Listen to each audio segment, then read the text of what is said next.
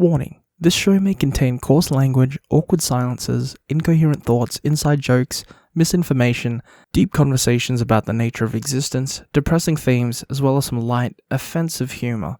Hey, we're people in our early 20s, what do you expect? If any of that bothers you, I don't know, just cover your ears. Anyway, enjoy the show.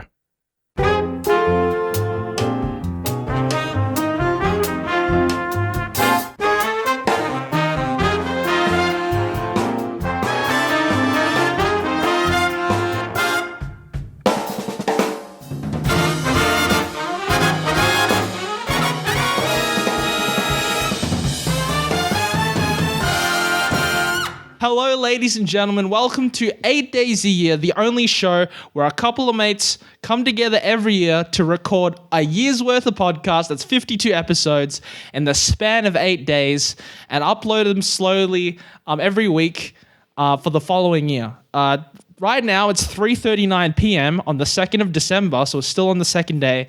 I'm Jason.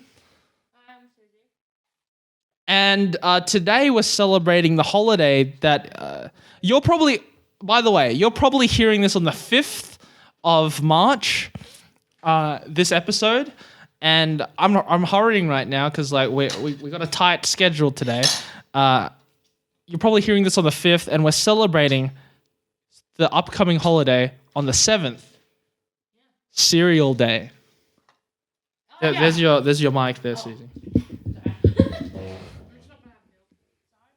Really? Yeah, I don't know. I don't want to shit my pants, but yeah. I'm not even lactose intolerant. I've just been eating curry in the past few days. Oh, some good ASMR for you. Don't judge me. Some people do eat cereal just on its own, okay? We're recording. It's really improvised, all of this, but we have to keep up schedule, you know what I mean? So recording Cereal Day, but she's already sort of introduced herself. It's Suzzie. This is my mate Suzzie, who's also in the same media and communications course as me and Liam. So we're all kind of friends. So yeah, welcome to the show. Yay! Everyone, give a welcoming applause for Suzzie. Thank you. It's my first episode, so I'm pretty excited. And the very first time I'm done, a podcast. Try and keep that pretty close. What do you breathe? It smells funky. Why? Don't breathe into it, dude. Oh. We're eating cereal. You're just going to hear us eating cereal. Oh, yeah, and today on the news, no. Uh-huh. What's your favorite cereal, Suzzie? This is great. Everyone's going to just listen to me chewing. Not a lot of people are going to know what the cereal is because it's not even English. It is called Jolly Pong, and it's like this. I'm pretty sure I've introduced this to you. It's like a Korean coffee bean-shaped cereal, and it's so good, and you can put it in milkshakes and like as a topping. I love it, and I love coffee, so it goes well. I used to like the typical Cocoa Pops, but it's just fucking chocolate-coated Cocoa Pops, and I don't know. Jolly Pong's really good, and I highly recommend it. It's very nice. I like it. I don't know, what's your favorite? Well, for me, I don't know. I think I like Fruit Loops. That's kind of unhealthy, so I don't get it a lot though. But you know what's good? Choco Pillows. Manny knows what I'm talking about. You know Choco Pillows, Manny? Are those the ones that are checkered-ish type of pattern? So it's like these. You know Cocoa Pops. You know Cocoa Pops checks. Yeah. How it's like that shape of it's like a little pillow shape. It's like that, except it's not hollow on the. It's not hollow on the inside. What it is, it's like a closed kind of wheat thing. It's closed, but it's chocolatey. Mm-hmm. And there's a chocolatey inside that's kind of soft and good, you know? Wait, what is it called again? Choco Pillows. And that's the actual name of it? Yeah, and it's like an Aldi brand. But Ooh. You know, like Cadbury cookies or whatever, and they have like chocolate on the inside. Yeah. It's like that. It's Okay. like that. It's Okay. good. That sounds good. I might go get. It's go to Aldi. good. It is. Okay, I'm probably gonna go to Aldi and get it later because maybe not today, but maybe another day. I don't know, but that sounds pretty good to be honest. Sorry, I'm just enjoying the cereal. But what other cereals? What would be like the worst cereal, like name you could think of? The worst cereal name. I don't know. Like a real one. Like I mean, it can be the real one, but like imagine like you made your own cereal product, but you gave it like the worst name, or like What? someone like you just went to the supermarket and you saw the like weirdest named cereal. call it cereal. Just got like a box that says cereal on it. Oh my god! Imagine like someone naming a cereal. Get the serial killer now. Bye, Manny. Get the serial killer now. It comes with a secret knife inside the box. Serial killer. Oh, serial killer. Oh my god! Really? I didn't just get that. Imagine that. Great for kids. You know, they get to learn how Yeah, to defend themselves. I don't think people would actually do that because No, I mean that's the ridiculousness about it. Like, it's not kid friendly, dude.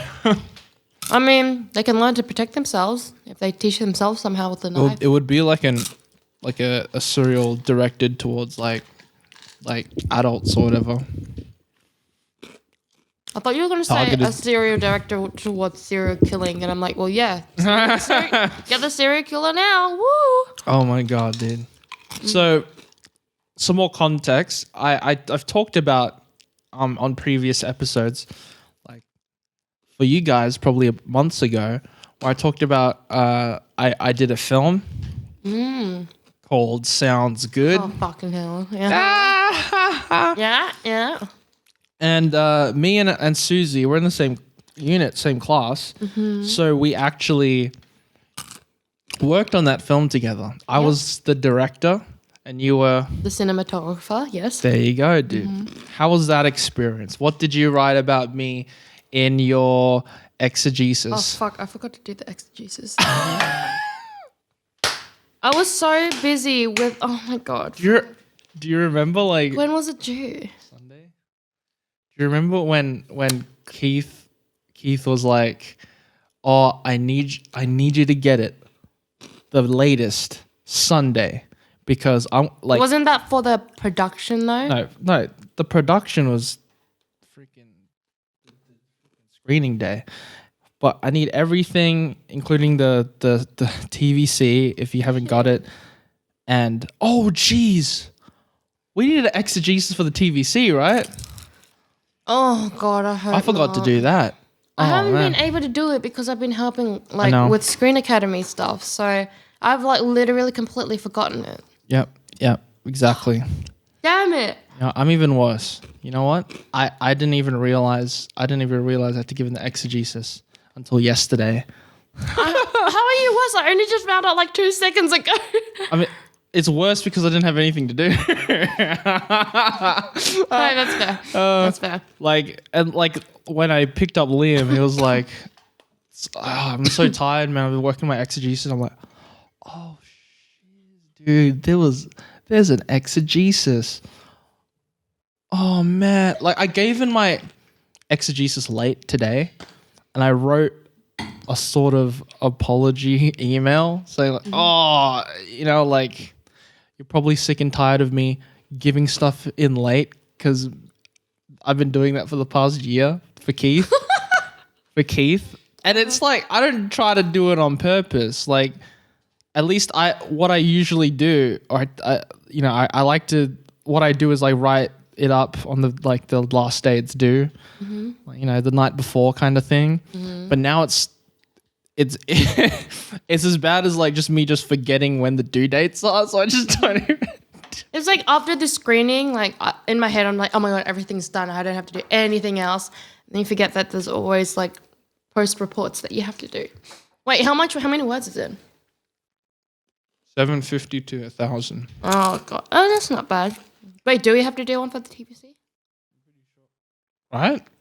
I don't remember. I've been like in WASA zone, as in like WASA standing for WA Screen Academy, but like just been in WASA zone for the past several days, like been helping with like 2 different like productions, and like I'm just like burnt out as heck. I'm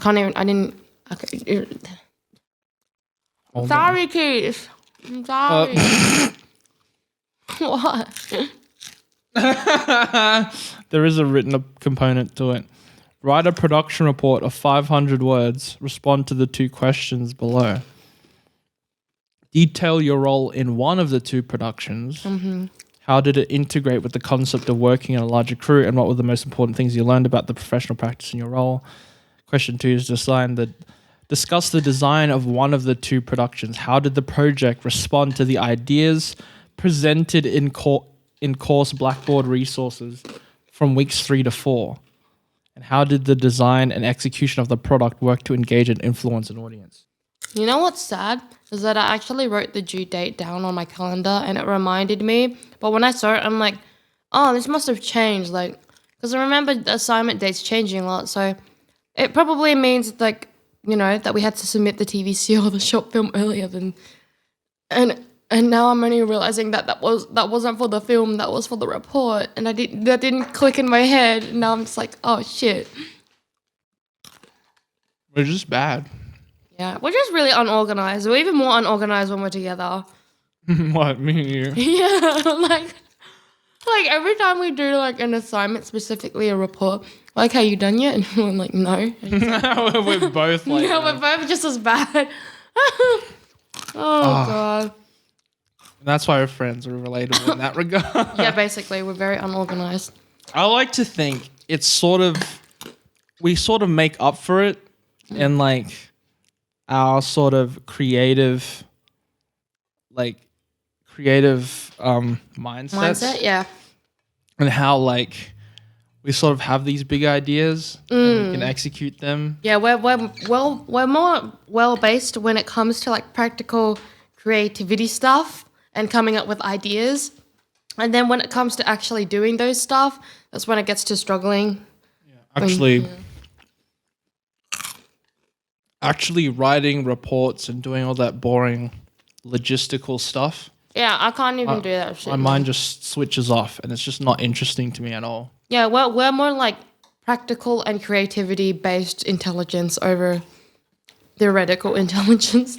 I wrote this pretty heartfelt email like, I messed up. And I messed up the past couple times I submitted assignments to you, Keith.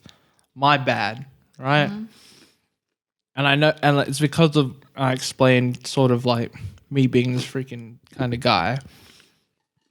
But it's cringe because like he's going to email back, like be like, cool, yes, I understand where you're coming from. But also, don't forget about the TVC. Because it looks like you forgot about that, Jason. But it's like, it doesn't, I don't know if it matters anymore because like he sort of, he's like, it supposedly was due midnight last night. Like for him. He had to give it to his superiors. So like me submitting it this morning, wouldn't have mattered? It probably wouldn't have mattered. And like I probably wouldn't have got marks for it. Shit, man. He probably went, I don't know. I think he was more concerned for the people who are graduating, like specifically. Because if they're graduating, they need a mark in order to organize the graduation. Right. Yeah, but since we're not graduating just yet, we're all G, maybe? Maybe. It's for me. It's for me. Can I get mark, please? Oh my God. I feel like we're just having like just a chill conversation and no one else is like, what the fuck are they going on about? Like this is, oh, sorry, I just realized I shouldn't be swearing at your house. Yeah, I don't know. I feel like if anyone's watching this, I'm sorry. We're just literally having a conversation about our assignment and freaking out a little bit. It's fine, dude. Yeah. It's fine. This is our lives. This is real. We talked about all kinds of stuff over the past couple episodes. We just go all over the place. That's true. That's true. But that just, it goes back to what it is, I think, is like I said, like there's that sort of creative mindset, but like I just have this history, this mad history of just like being this really procrastinating kind of guy. But yeah, I don't know. I just messed up like that. It's okay. We always mess up in life, and like I feel like that happens a lot with just like, especially when you're stressed out and you have so many assignments packed up. You get so burnt out from all of it that you end up forgetting things really easily, and that's why like I'm really glad that even though I'm still experiencing that now, but like not as much as I would have if I were like in high school doing like 7 exams just to like get through ATAR. Like I'm so glad, and yes, like I didn't do ATAR, but the thing is I'm in university and I'm getting good grades and I'm getting good experience and I'm like literally helping out with like WASA stuff, and I didn't need to do any of that. I didn't need to do like ATAR, which I find completely useless unless you're like you want the challenge and unless you want to do like really hard things like being a doctor. Of course you need really high grades, and if you want to get into university as soon as possible without having to take like I don't know half a year gap just to do university preparation courses. But like if you're a citizen it's free, so like I don't see the big issue with that. But if you're wanting to plan to be a doctor or a lawyer, an accountant, a dentist, an engineer, all that jazz, typical strict Asian parent type of jobs that you're probably going to do in the future, business even, then that's fun, This is like, if you want to do ATAR, do ATAR. But if it's something that you'd rather not rush into and it's something that you just want to take your time with, and it's your passion, I highly suggest, ATAR isn't that important, to be honest. Like, because we didn't, did you do ATAR? Actually, I don't even know. I did ATAR, right? Mm-hmm. How'd you But I find did that? it wrong. Yeah. I did it wrong. You did it wrong? So I think I misheard how you're supposed to do it in like year 10 or whatever. Mm-hmm. And so like you needed to do, what was it, like 4 ATAR I think so. to get into uni? Minimum is 4. Oh yeah. And you collectively get your collective score, ATAR score from all 4 of those, and that becomes your score to go to uni. And then like however high your score is, like you can get into whatever uni you want or whatever. The minimum for ECU, and I wanted to come to ECU because of like the film course here, which is great. It is great. It was 70. It was 70. I don't know if I did get that.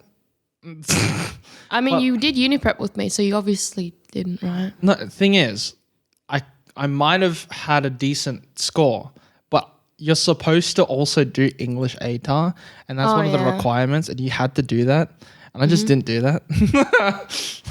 Very nice. I just thought, it's probably too hard. Oh God, no. Yeah, it's very compulsory if you're gonna do ATAR to get into uni. It is very compulsory that you at least have to do, I think, at least English. I know that for a fact. I don't remember if maths was a compulsory one. Like to go straight into uni, you had to do English ATAR, and like your score would go to going into uni. And I think early year 11, I was like, oh wait, English ATAR looks hard, and I said that I want to switch out, and I did English general instead. Good job, man. Because I did I put myself a 5 ATAR. Because I heard this cool thing where you could do 5 ATAR and then do like another outside like cert thing. But then like I didn't want to do that cert thing, and then I also didn't want to do English ATAR. Okay, that makes sense now when you said that you kind of, fucked up ATAR in some way, which is kind of funny. Like, how do you do that, man? I mean, then again, like, that's fair enough. How in the world did I think that I could do 5 ATAR? I don't know. I still did 4, and I probably didn't need to do.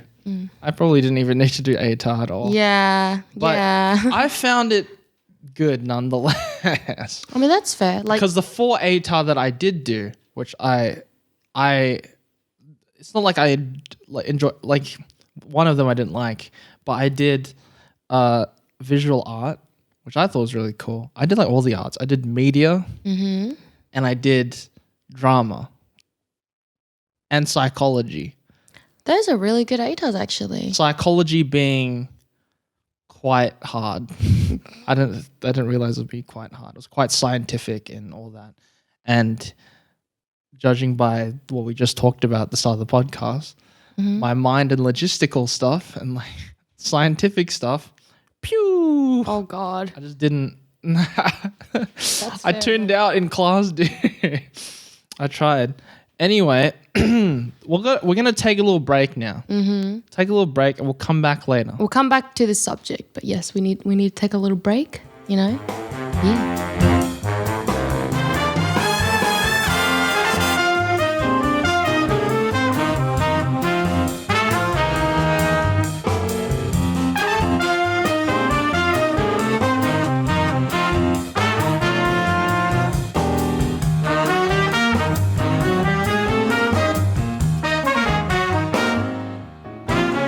And we're back.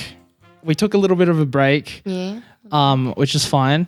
Like we Suzzie had an appointment that she had to get to, but we're back, and we were talking about ATAR, which for anyone who's not Australian or whatever or West, it's all of Australia, right? So like I think it is, yeah. where it's like it's your score for. Yeah. Well, I don't even know what it stands for. Like Australian Test. AR, I don't know. Like it's basically your overall high like score on your exams, and it's kind of ridiculous because you are getting I think not compared. That's not the word, but you're getting your mark gets rated depending on your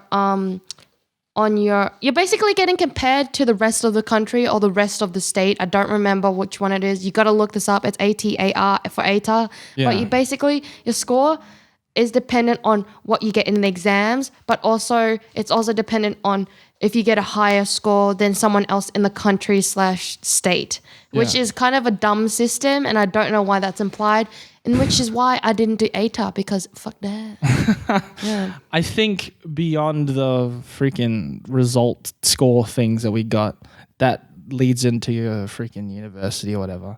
Like I still think that I learned a fair amount in those ATAR classes, I guess, because I don't think they offered like general media. They just had ATAR media. They did like I think general visual art and drama, but that was lame. That was boring. Not boring. It was just like it didn't feel like you were actually learning it properly. But if you were doing general, yeah, like in your school at least, right? Yeah. Okay, fair enough. Because like there was like in ATAR, like in drama ATAR, you had more like roles in it, and you didn't have like lesser minor roles, and you had like more studying to do, and you actually studied a bit of drama and whatnot. And I found like theory to be somewhat helpful for me, like when it came to like formulating my ideas around like visual art and media and drama, and like just formulating all that, which I thought was really good. Psychology, however, like I said, it was a slog. It's hard to get through. My mind wasn't built for all that scientific stuff. But I found it really interesting though, like just thinking, just like studying and thinking about the ways that people think and whatnot, and how things like affect us and like our like community and friend groups and things like that. I found like those kinds of things are like things that everyone like it relates back to. Every person can relate back to those things that you learnt about in psychology. It's just that like this again, like fucking doing reports and whatnot was boring as hell. I can imagine. Yeah, but like, you continue. Yeah. What were you going to say? Oh, I was just going to talk on the subject of general. General, yeah. Yeah. I did English general, and that was actually not bad. English general was fun, to be honest, for me, at least, like in my school. Like, yeah, in terms of, so like again, with people who aren't from Australia, we get two choices. We either do ATAR, which gives us a chance to get into university straight away, depending on our ATAR score. And then there's general, where it's just like you you basically won't get into uni straight away. But the thing is, like, I did all general except for like I did maths ATAR for some damn reason. I'm not really sure. I was like, maybe it's important. Later on, I did stop doing maths because it was not very helpful for me in the future. But like general, like, it was so worth it to me because so many people told me that I was being really smart about it, which I was like, I just didn't want to do ATAR. Because the thing is, in Australia, if you're a citizen, you get to do a university preparation course for free for like basically a semester, which is like 3 months basically. And it's just a university preparation course in order for you to get a certain mark to be able to apply for university. And it's literally like half a year, so you're not even wasting that much time. And you just got to like pass like a generic English, communications, maths, and social unit that we did. And they're not really that hard, and you don't have to go through 2 to 3 years worth of ATAR and stressing about like seven exams, cramping it into your head, having like a full-on breakdown and an anxiety attack at high school, and like questioning your life and your like, you know, life choices in your career. Well, you could literally just do general and just do like half a year university preparation course and get into university anyway without having to pay for anything, so long as you're a citizen. I think, isn't it like different for like some of those like certain courses, like being like lawyer courses and like doctor stuff has higher ATAR, and the freaking baseline of a uni prep doesn't necessarily qualify them for that.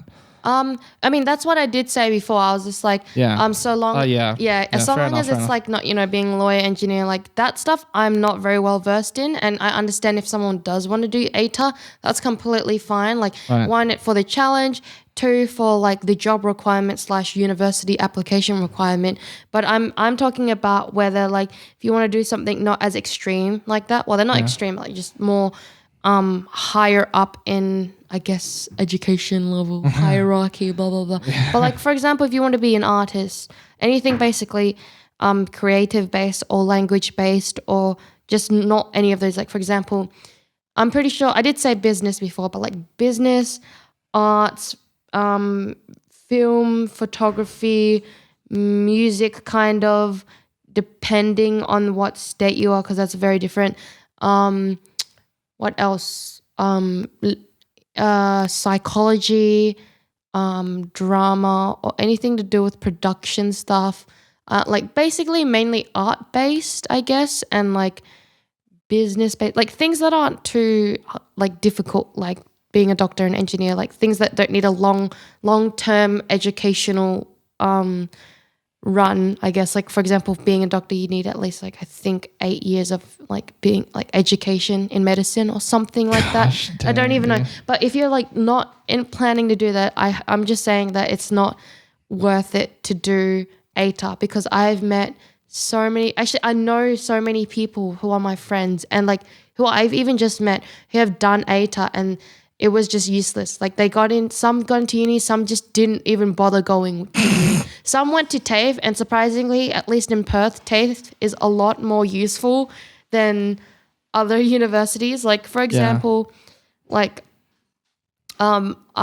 media-wise, if I were to compare all the universities, including TAFE, even though it's not a university, with how good the education and equipment is with media, TAFE would be the top one, considering the equipment and the education and practicality with media specifically is well funded and well taught. Because I've met, after working with WASA, there have been like students from Murdoch, UWA, Curtin, what's the Christian one? Well, not Christian one, the religious one. What's it called? Like the very religious, Notre Dame. Notre Dame. Okay. ECU. Compared to all of those universities, I would say TAFE students are like, wow. Excluding TAFE, ECU is the best in terms of film education, because we actually get to touch the camera equipment. Our camera equipment is really good and high quality. Our education is really good. We get really well informed and we learn so much. Yeah. But comparing in my opinion, if you have your own opinion, that's completely fine. In my opinion, comparing ECU to TAFE, I would have to say TAFE in my perspective, from what I've heard, would probably be better, considering I have helped. You remember Alex? Alex? Yeah, I helped him with some of one of his TAFE films, and I saw their equipment. I saw how they prepared their shooting schedules and everything, and it was a lot. It was basically similar or close to what WASA is doing, and WASA is an ECU Media Screen Academy master's degree. Yeah. And they were already doing that in TAFE from what I saw. Right. And what we're learning now, we're in our bachelors, we haven't even really learned the stuff that Screen Academy has been doing, which TAFE has already been teaching to begin with to their students. And their equipment I saw were really, really good, at least better than ours. Not saying that our equipment is bad. Our equipment is amazing. But theirs just tops up by at least one step, considering that I think they're getting a lot more funding from the government mainly. And ECU kind of does rely on ECU relies on government paying in terms with, how our students pay our fees through HEX. Right. That's coming from the government, but that later has to be paid off by us when we get a full-time job at a certain rate, yearly rate. Yeah. But if we don't get that job, we don't have to pay it back. That's what I think, at least from what I know now. But with TAFE, they just get funded from the government. It's a government fund thing. From what I know, I might be wrong. Yeah. So please don't hold this against me. But so ECU does rely heavily on student payment, especially international students, Right. which they overcharge way too much just in general, which I think any university just overcharges international students a lot. I'm not an international student, but I just know how much they charge them, and I'm like, that's shit. Yeah. But so ECU apparently doesn't have that much funds from what I've been hearing, and that's very unfortunate. So we don't have the capacity or budget to really provide as much as we can compared to TAFE, which is at least my understanding of what's going on. Right. So I think if someone were to, in media at least, wanted to do filming, script writing or anything like that, I highly suggest anything in the arts at least, I would start with either at ECU or I would start at TAFE, because don't even bother with every other university, because any Murdoch, Curtin, UWA or Notre Dame, especially Notre Dame, they're not going to provide you as much with art-based stuff, because literally everyone only cares about business or engineering or blah, blah, blah, or anything that can just get you money, basically, which arts aren't on the priority list. Priority for them, because it's not a priority in money for them, so they're not going to get well funded. Yeah. I've literally heard from Murdoch students that the cameras they get are pretty shitty. They film with the DSLR. At least from what I know, because I helped out a friend who goes to Murdoch, and I've also heard from a Screen Academy student who used to go to Murdoch. Right. With Curtin, they don't even really touch a camera, basically. They do, but not really that much, and it's really just theory-based, and you don't really learn as much as you should practically. Yeah. And with UWA, you rarely touch a camera. You rarely. Right. And I've talked to students who have gone to these universities, and to my conclusion, I would just say ECU is good. And not only because I go to it, is because I know. I've experienced what it's like to be a film student in the other universities by helping out my friends. Right. And I'm so glad that not only did I do general, I didn't have to do that exam shit and do ATAR.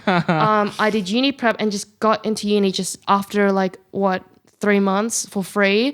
And I'm in ECU, which is probably the only and the best university, excluding TAFE, because it's not necessarily universities. I'd say ECU. The best university for film? For film, definitely. And probably for mainly art-based courses. I mean, they literally have a security course in ECU, which is pretty cool. And there's a sub brand of it, ECU being Whopper, kind of part of it, but in the same area, but not really. Not really. No, we're actually, a lot of people think that Whopper is a part of ECU. It's not, is it? But it's not at all. It's not at all. They're completely two different things. It's just that they're just in the same literal area same, campus. They're the same. They're right next to each other. Yeah, they're the same campus, but Whopper itself is a completely separate thing. It has nothing to do with ECU. It does collaborate with ECU students, right? With dancers and actors with film students, yada yada and all that. But they're two completely different things. Like the WAPA is literally an acting / music / dancing Just performing academy, arts in a general. performing arts academy. Yeah. ECU isn't just a university Yeah. that is, especially in Mount Lawley, is heavily based on art. Joondalup is heavily based on sciences and business and whatnot. And it's the bigger, cooler campus. Yeah, around the exactly. smaller, older shit. Yeah. Crappier one. Exactly. And then there's like this small part of ECU, which is the WA Screen Academy, which right. is a part of ECU, but like WAPA, it's its own thing. Right. Because it's its own academy, and they have their own equipment that us favors, like, you know, favors being like film students, who are in their bachelors cannot use. Like, for Right. example, the Panther, which is like a dolly. I don't know how to explain to people who don't do media, but like this wheel dolly thing that you use to sit on, so you can do like, for example, if someone was walking in a hallway and you want to like film them walking in the hallway and they're facing towards the camera, you would use it to sit on and you would get a smooth run of that. That's basically what the What cameras do they use there? They use the Blackmagic Ari, whilst Favors, the closest we can get to that is the Blackmagic Ursa. And the Ari is basically the same as Ursa, except a lot better in so many other ways. But other than that, yeah, our closest bet to that is the Ursa. So yeah, I mean, it's pretty cool though. They get a lot of good equipment, and they have oh my god, their jib. They used the jib the other day, and it was so cool. It was really good. Like, their jib is really good. The jib that we get to use is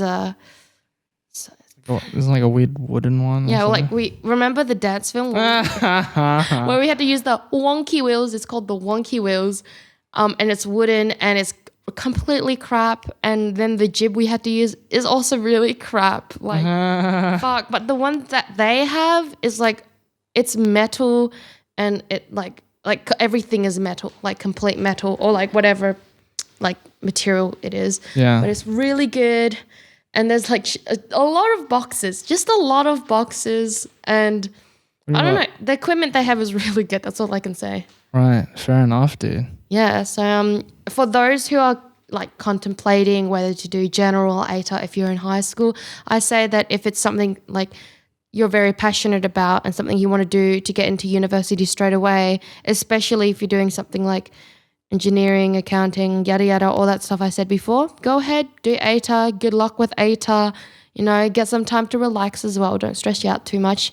But if you're someone who's more in the arts, and I'm not, this is in no way talking down arts, honestly. And like, even if it's not arts, like something that you don't want to stress out so much about, and just do it. Or something that you're not even sure about, and you're not even sure about ATAR, I just would take the general road and just do a unit preparation course. Right. And unfortunately, I cannot say anything for the international students because that is a completely different story. And I'm very sorry that you have to deal with like a 10,000 plus fee just to go to school. So sorry. So sorry about that. That's so what's your role been like in the past WASA productions? For WASA, I was helping out with Shattered. That was the first one for this year that I was helping out. And my friend was the director, so I just helped out. What is Shattered about? Shattered is about this girl who's trying to contact her brother, and because their mother is in hospital, right. And she goes to find him at a club. I don't remember the details because I did not get the script considering I was an extra and I wasn't one of the crew. Right. So something happens to him, and this also is a message towards like, you know, getting assaulted at clubs and what it feels like, and especially what it feels like if it was a male who went through that, I think. Because it was the brother who was in the club. I don't remember, like, I just know it's something about assault and something like that, and it's a very serious film. Which is that the only WASA film you worked on? No, I worked on like 3. I'm working on 3 / 4 a little bit. Like right now, 4. Yeah, like, well, I'm mainly working on 3. And then the 4th one I'm just going to be an extra in. And altogether, within the year, like WASA How did you manage to work on 3 different WASA, and what are your roles in those different films? Because like with WASA, I've been around WASA people, I basically know what the general gist is, but don't take account for this because it may change depending on how many years pass by after this. Yeah. So basically, there are 6 people in each role. So how WASA goes is like I think 30 or 15 people max in the WASA Academy. So there'll be 3. And they have like they talked a little bit about this, how like Yeah. there's different roles that you have to stick into kind so of thing. basically, if you get into WASA, you choose a first main and a second main. Yeah. And in each first main, there's directing, producing, lighting, editing, sound, cinematography, and I think those are the main ones. And in each main one, there's strictly only 3 girls and 3 guys. So if there were like one, if you chose, So yeah, 3 girls, so 6. yeah. So like if your first main was directing, then you can like for example, first main is directing. There would only be 2 other girls. If I was like going into it, there would be me and 2 other girls and then 3 other guys. But if my first main was editing, that would be the same. But with my second main, like for example, if I want to do editing first and then do directing, I can it wouldn't matter. Like, because it's my second. It's mainly focused on the first main, which is like 3 girls, 3 guys. The second main is like whatever you want to do, basically. And how the classes go in WASA is that you attend your main subject, your first main subject, and there are other classes on like editing and all that, and you can join them. How many classes do they have every week? I don't actually know, but all I can say is that basically when you get into WASA, you choose between whether you want to study for 1 year, a year and a half, or 2 years. And as a suggestion, as I've been told, do not do 1 year, because if you do 1 year, you will die basically, because you have everything clamped together. So it's highly suggested that you do a year and a half or 2 years, because that way you won't have to like stress about clamping everything in. Because not only do you have to do a web series, and the web series is 8 episodes. So How long are the episodes? About 5 minutes each, but it's 8 episodes for a web series. You have to do a client-based thingy, and then you have to do the short dramas, which is out of the whole year, or like however long the course is, but basically out of the whole year, they choose 6 films. So everyone in the class, like everyone in Screen Academy pitches. And if your idea gets chosen, out of everyone, it's 6 people who get chosen. They'll be directing it and or whatever position they want to be. And so everyone in Screen Academy will be doing different roles in each of the 6 films. So for example, if your film you pitched a film and it got chosen, for example, pretend mine was called like Apple or something. And like, oh, we're doing Apple for this one. It's the first production out of the 6 that's going to be made. And they're going to be filmed consecutively. So like 4 to 5 days to do that film, and then a 1 or 2 between a 1 to a week, but most likely a 1 or 2 day break between each film. Yeah. So 4 to 5 days to do Apple, and then the short films, right? Yeah, they're major drama films. So they'll be like 10 minutes, maybe 15, who knows. Yeah. And then like a few days later, they would start again on the second film, and then so on, 3rd, 4th, 5th, and 6th. And in each film, so for example, I'm directing Apple, right? But in the next film, I have to change my role. So I can either be, depending on what main I'm doing, for example, if I'm doing my first main in directing and my second main in cinematography, I'll be directing my film called Apple. And in another film, I'll be doing cinematography, or I could be doing grip in the 3rd film, and in the 4th film I could be doing lighting. Right. In the 5th film I could be doing assistant directing, or I can even do unit. Really, it's up to your choice, but it should relate to the mains that you're doing. So they're doing, so that's 8 episode web series, client based thingy, 6 different major films that all the Screen Academy students have to be a part of. Well, not all of them, but like at least. It's mandatory. Like it's highly suggested by the heads that you at least do more than one, like help out on more than one. But basically, yeah, you do help out with at least one of or a few of the 6 films that you're going to be doing. Wow. And then what else was there? Sometimes they do music videos, but that's not like the set in thing that they have. What else? They do, I think they do a documentary at one point. I don't know. Right. But basically, imagine doing all of that within a year. Exactly. So it's highly suggested not to do that in a year. Do that in like a year and a half or 2 years at best. And so yeah, that's why WASA students are always like tired as heck, sometimes miserable or just exhausted, and they're at uni like basically every single day. But that's the thing. That's what a master's is. It is a very heavy based, and you do some, like they definitely teach you theory. Like with how the classes go, for example, if my main was... Do they have like tests or anything? It's just all practical, like... they get assessed as in like, so the heads would like, with the 6 main films that I said, the heads are going to be the executive producers, so they will be on set. And sometimes it's also highly suggested that when you pitch your idea, it shouldn't be something you're super passionate about, because they will tear it down and change it over and over again. Like they will change it on set or they change it pre-production. So it's suggested that you don't pitch something that you're very personally passionate about. Like, yeah, so like if it's a script, it should be a script that, you know, you think is good, something that you like, because they will change things and you can't really, you either say something about it and something happens or you don't. And basically... What happens if you say something about it? Well, it has to be reasonable and it has to make sense, because like when they change things about your productions, from what I heard, it's basically them testing you, like whether you are going to agree with them or not, and why you don't agree with them and why you do agree with them. Like they will change something about the production or like about a script setting or like the or the cast, because the executive producers, like the heads, they're the one who choose the actors for you. And for WASA, the actors are mainly from WAPA. This is excluding extras. So the actors, like the main actors, they all have to be from WAPA because it's a collaboration. Don't know why. But yeah, you don't even get to choose your actors. They choose it for you. And you just have to work with that. And apparently that's very frustrating. And I can definitely imagine that being frustrating. But wow. Yeah, so you just saying like, don't ever put your baby, as in like your baby script, like something you love, don't ever put that into production, because they will tear it down, they will change it. And sometimes you just can't say anything about it because that's just how things are. And sometimes that's just how productions in real life, professional settings, that's how they are in like probably in Hollywood or something. Because there's always going to be co-executive producers, like a lot of them, and they're always going to change things about it because some things don't make sense to them.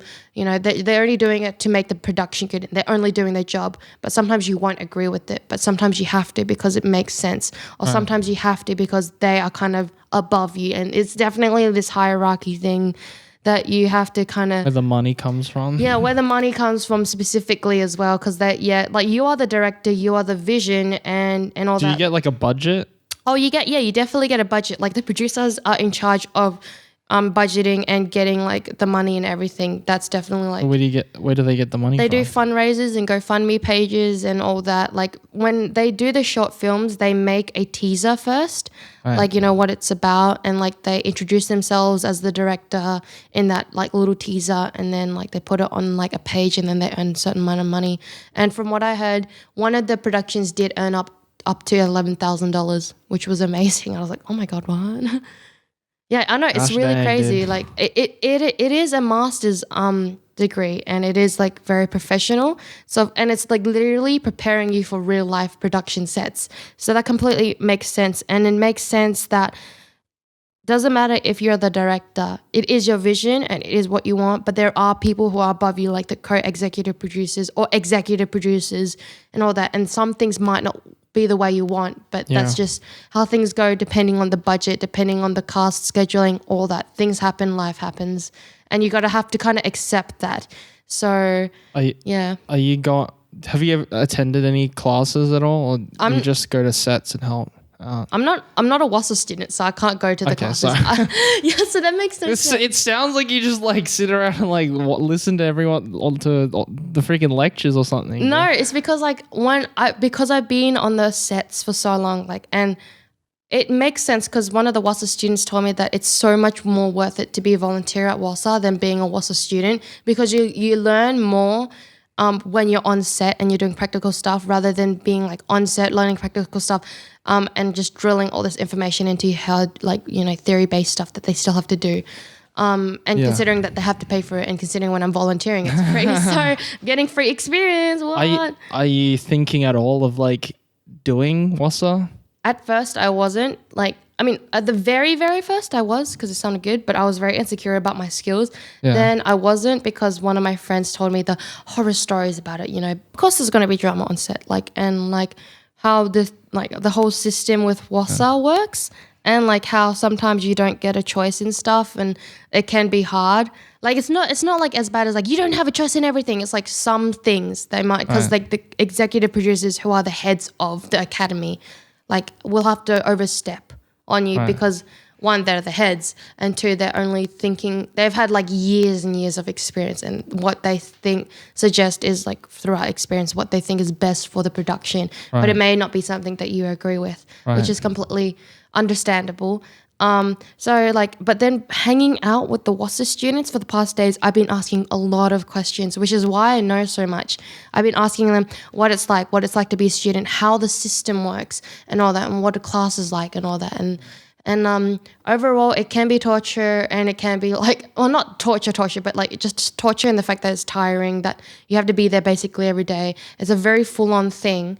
And if you ever want to be in WASA, you have to be committed and understand that it's a full-on thing. It's not something you can just like back out on, or it's not something that you can like literally procrastinate on.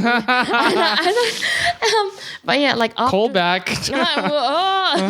but like literally like after being with them for like the past several weeks and helping them out with their productions, I realized as hard as it is, it's so worth it. It's so worth it because one, you're producing something amazing, you're getting amazing skills, and not only that, you're networking with a lot of people, specifically because the producers are getting you the budget, and you don't even know where that money comes from. It comes from networking. It comes from people they know, and the people they know could be hire people from news or something. There are a lot of people who are who already have jobs in WASA with like production companies, and that is amazing because of networking.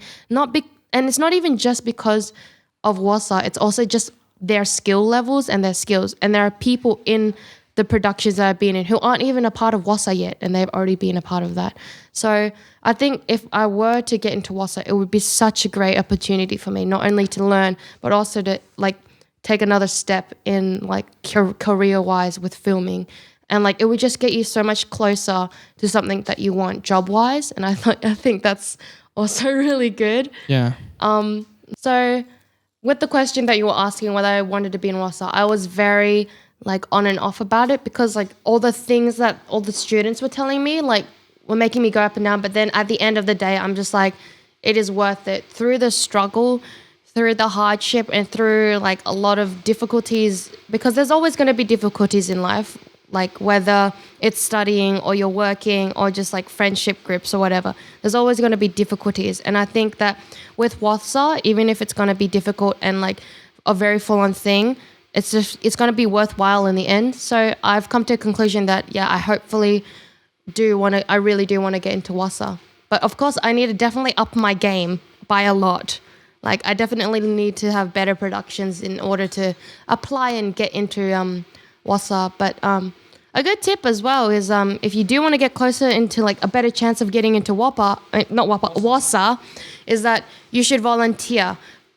Volunteering for WASA productions not only helps them because they do need helpers, but it also gives you a higher chance to not only get to know the higher ups, like the people in charge of WASA, but you also get the experience. You get to know the people of WASA. So if you ever apply, you already know the people, right? Yeah. So like just a big thing, like just always help out with like I just think like helping out with WASA is just really, really worth it. And I've learned so much.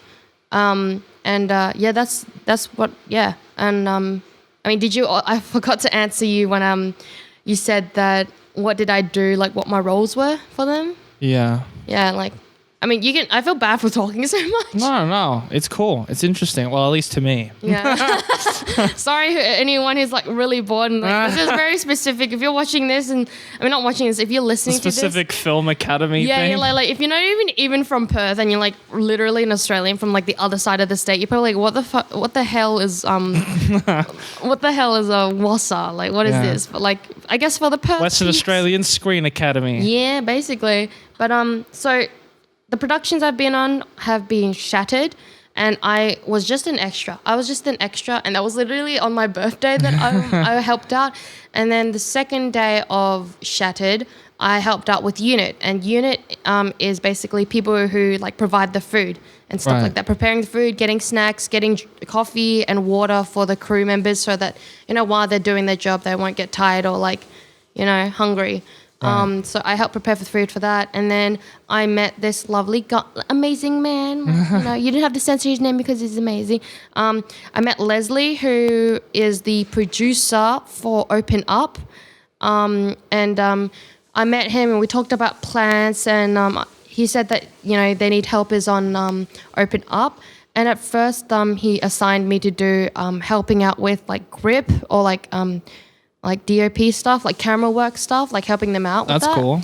But then like he messaged me later, it's like, oh, actually the art department needs help. But then like after that, he's like, oh, actually, I'll put you back into like into cinematography stuff. And I'm like, okay, I'm cool with whatever. All right, All okay. right. And he's like, and then lastly, he was like, actually, the director needs your help. And I'm like, oh, Wait, what? okay. What do you mean by the director needs your help? Yeah, no, that was me too. I was like, what? And he's like, oh, so I'm gonna put you on like director's assistant / DOP assistant. And I was like, what does that mean? That's not an actual role. Yeah. And then eventually I ended up being the director's assistant, because you've heard of assistant directors, right? Yeah. The first assistant AD. director helps with controlling the set and like saying turnover and blah blah blah, like basically controlling the set and telling the crew members like what, like basically like, oh, camera, you go in this position, blah blah blah. Like the director is literally specifically for the vision, and then the first assistant director controls the crew and says action and all that. The second assistant director handles like form sheets of the crew members and whoever comes in. And the third assistant director, who I met on Open Up, and she's lovely.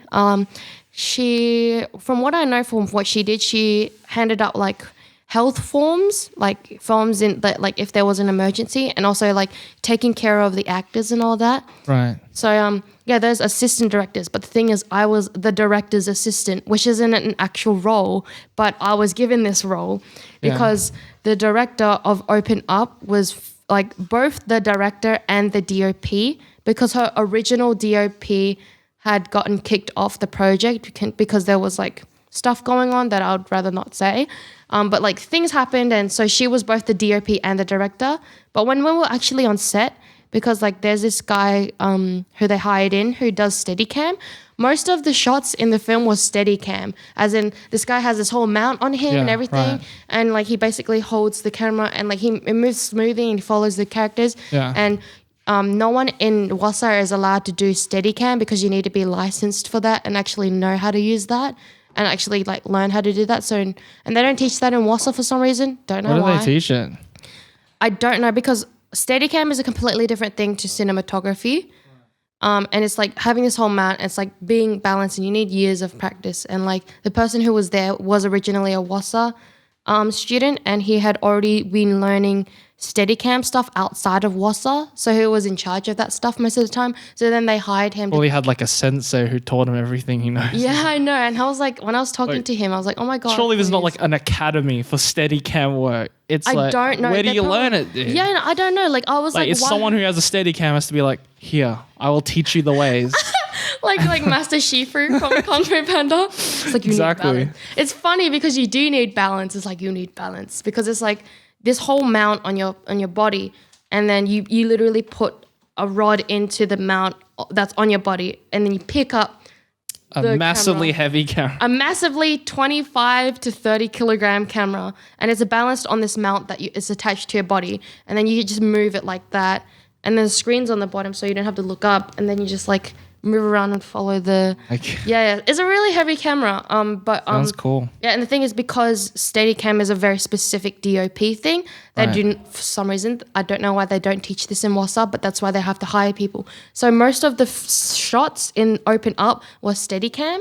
So I found it really weird that I was the director's assistant, and I did help. Apparently, according to Continuity Girl, like the continuity person who was also the writer of Open Up, Right. she said that I was really helpful and I was helping her because she can't keep track of all the continuity errors. So I helped out pick out really obvious like stuff that she didn't see. Right. So I helped her a lot, and I helped out the director with seeing the framing and what things were what in the scene. So I was helpful, but near the end of the 4 to 5 day production, I wasn't really needed anymore because like at the end of it, like I think the director just decided to do at least 90% of the film with Steadicam instead of stills, because she did film some of the stuff, but 90% of it was just a Steadicam guy. Yeah. So like yeah, if she was filming, then I would be more helpful because I would be her eyes. But because we had a Steadicam guy who was filming, she was already allowed to just look herself. So I helped mostly with the beginning part, like the beginning section of the filming. But near the end, I was just there. And then I was just helping with every other crew member, like helping them pack up, helping, costume pack up, just being there, like helping out with what I can and stuff. But it was really good experience because I found out how continuity works. Right. And I have more of a sharper eye for things because I'm extremely picky. So like I was really proud with 2 things that I picked up on. One was that there was like a certain blocking action she was doing, and she was like kind of walking a bit further away. Like I can't really disclose what it is, but it was just the thing where she walked away like and further away to usher someone out of a door in a very awkward way, and I pointed that out, and like the higher up executive producer guy who's like one of the heads of WASA said that I picked that up really well, and I was like yes.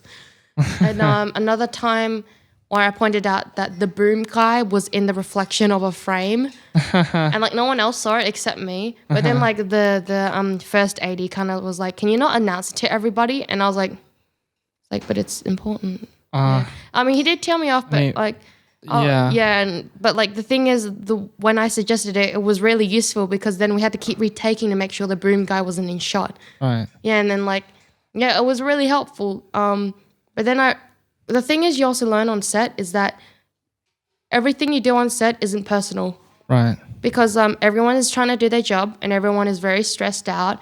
And if you take it personal, that's kind of on you, because I was trying really hard not to take anything personal. Right. Because a lot of people were being very stern or strict on you for something. Right. Like even the smallest things. Yeah. And they'll be like, can you not? Like blah, blah, blah. And you think that it's a personal attack on you, but it's not. They're just stressed out and just doing their job. Right. So if someone's being a bit passive aggressive to you, don't take it personally. Just don't take anything in production, like professional production settings, personally.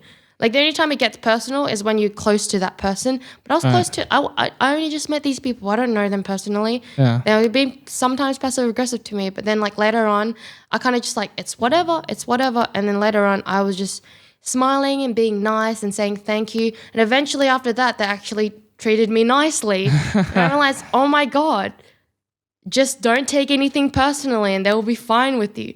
Because like the unit on that day, I thought they were being kind of rude to me. I was like, what the heck, man? But then later on, I just kept, taking it in and just saying like, oh, thank you so much for doing this, blah, blah, blah. And later on, they actually talked to me and like they actually called out my name and stuff like that. Because before they just didn't say anything. Hey, like, you. Yeah. What are you doing? Yeah, and then like the first AD, when he called me out for like, can you like not announce to everyone? Because it was kind of a sensitive scene, but I was so proud.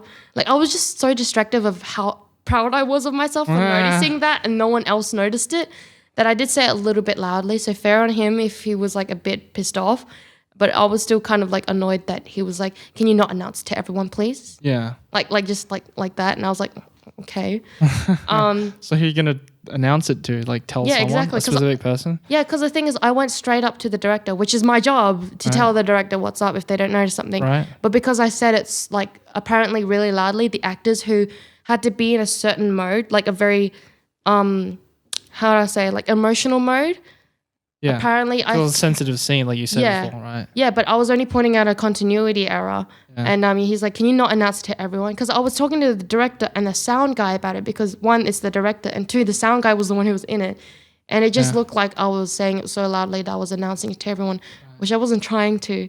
But yeah, I got really salty at that, but I was like, take it personally, he's just trying to do his job. Whatever. And then eventually I'm just like, whatever. I don't even know him. I don't give a shit about who the fuck he is. He's not even a WASA student. He's one of the other people that had to be hired as well. Right. Because they hire a lighting guy, they hired a art direction person, and these people that they hire is people that they already know really long time or previous WASA students. Right. Yeah, so some people get hired and they get paid, and some people just volunteer and like all that stuff. But it really depends. But so I'm just like, he's not even like one of the heads, and he's not even a WASA student, so I don't even give a shit about your opinion. So if you're salty to me, whatever, you're just doing your job, that's fair enough. I don't give a crap about you, but I still proceeded to act at least polite and stuff like that. But yeah, literally, if you're on set, just nothing personal. Just do not take anything personal, because if you do, it would mess with you. It will mess with you so hard. And I think that's the end of our episode. I think we have to end it there. That was our serial episode, guys. Our serial This is what I'm saying. This is what I told you beforehand. Like, we start on one thing and then we just talk about whatever, dude. True, but I feel like mine was boring because it was literally about education. It's fine, dude. It's fine. Yeah, I mean, like, if anyone who's listening is at least from Perth, this would be helpful, especially if you're interested in doing media. I would say this is helpful. But if not, I'm sorry that you were just listening to like a full hour of just media bullshit. That probably doesn't have anything to do with you. But yeah, I hope you guys enjoyed that. Well, anyway, we'll see you guys. So that's it for Suzzie's episode, I think. I hope I can come for another episode sometime, and we can actually talk about really obscure, interesting stuff. Yeah, I'll text you more about that. It's like, you're never getting back to me. I will, dude. It's just we had a bit of a miscommunication with today's episode. We're like, what? What's going on today? I just woke up and you have an episode. Anyway, we'll see you guys next week. But for me, it will be like 30 minutes from now, because I've got to go somewhere else and record, because we're going to record at, Brandon's house. Whoa, hold up. It's future Jason here, who is editing this and noticed there was never a proper outro call to action at the end of these things. So here goes. Please, if you want to support the show, follow us on whatever podcasting app you use and give us a good rating. If you're watching the videos on YouTube, like and subscribe. Also, share this with your friends too. Doing any of these things would help us out a lot. Thanks. I'll let these guys handle the rest. So we will see you next week. Goodbye. Bye. Good night. Thank you, Suzzie, once again. Good night. Amen. Hallelujah. Okay, bye-bye.